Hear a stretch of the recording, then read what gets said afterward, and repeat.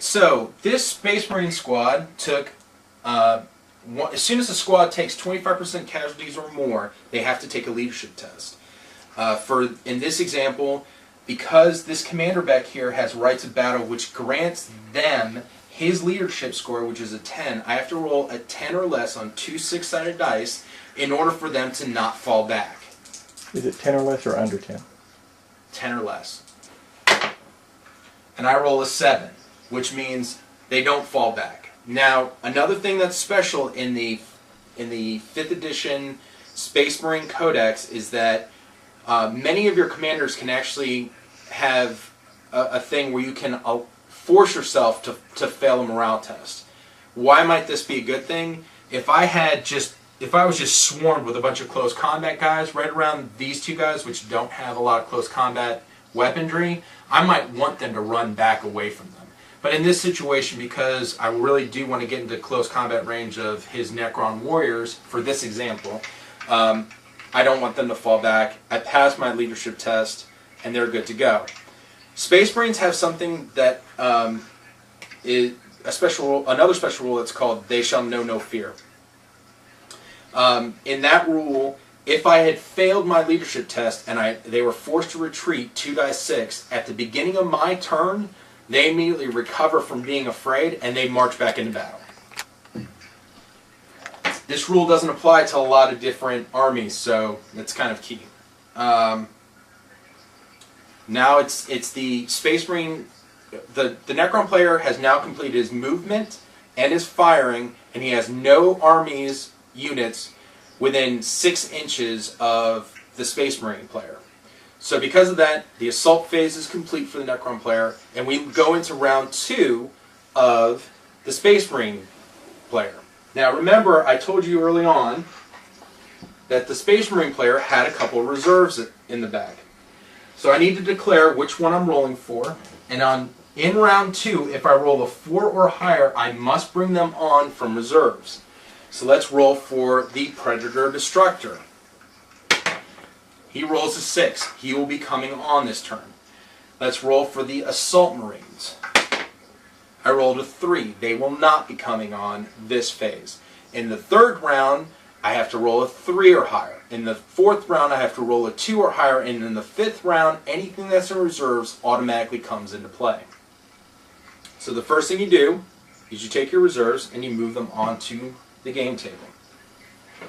Now I continue with the rest of the Space Marines movement phase. The Predator Destructor has already moved up, so he is done with his movement. I now will move the rest of my units around. My Marines here will move forward 6 inches.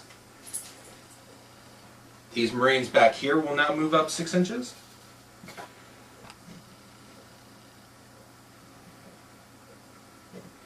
And that is the conclusion of the Space Marine movement phase. Now let's get into the firing phase. The first thing I'm going to fire is my Whirlwind.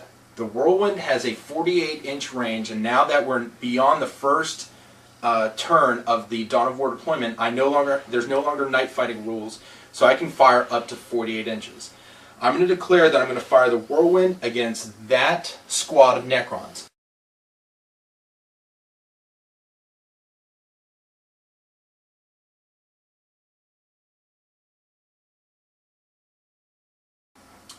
One other thing is that the Whirlwind can fire what's considered a barrage weapon. Barrage meaning that it doesn't have to have line of sight.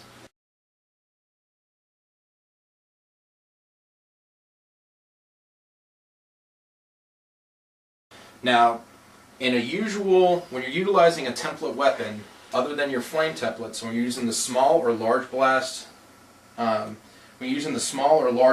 circular template, when you fire it, you typically subtract your ballistic score from any scatter roll. Because it's a barrage weapon, I don't get that option. It will scatter the full distance, and we'll go through that right now. I'm going to declare that I'm going to aim at this Necron right here. I don't know if you can see him. But there's a Necron warrior, and he's right here. When you have to put the blast template over top a single model in the unit that you're firing on.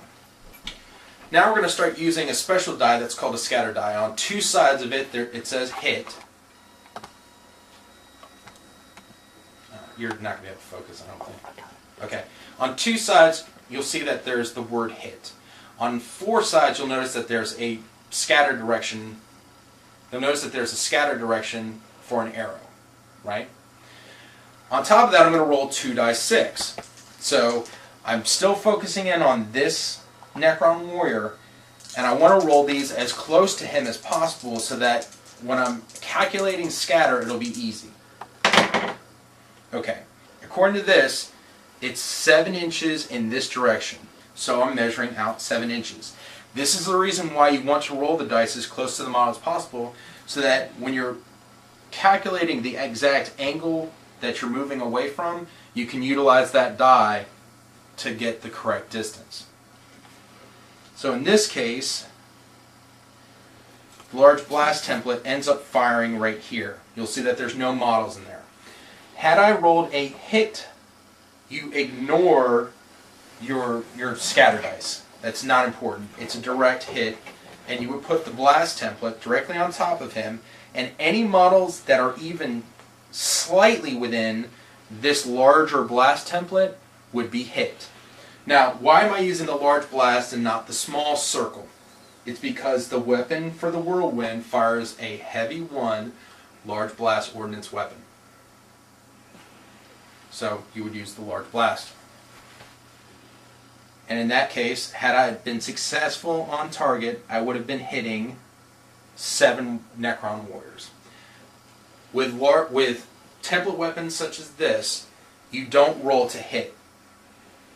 The scatter dice takes that in consideration for you. So now I would just take the strength of this weapon and start rolling to wound. Unfortunately, since that didn't happen, we're not going to go through that. But we're going to continue with the rest of the Space Marines second. For completeness, Okay. roll it out. Okay, the Necron player is being very generous right now. So we're going to pretend that the blast hit directly on, and again, this Necron right here just barely nicks his base with this larger blast template.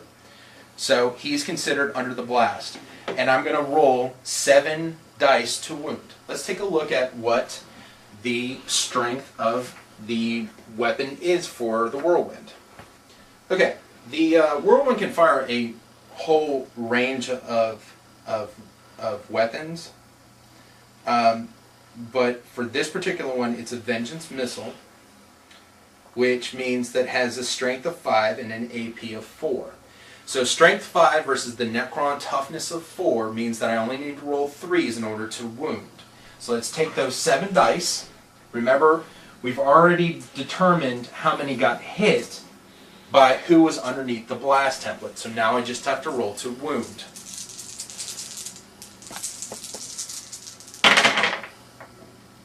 In this situation, I have 5 dice that are rolled over a 2.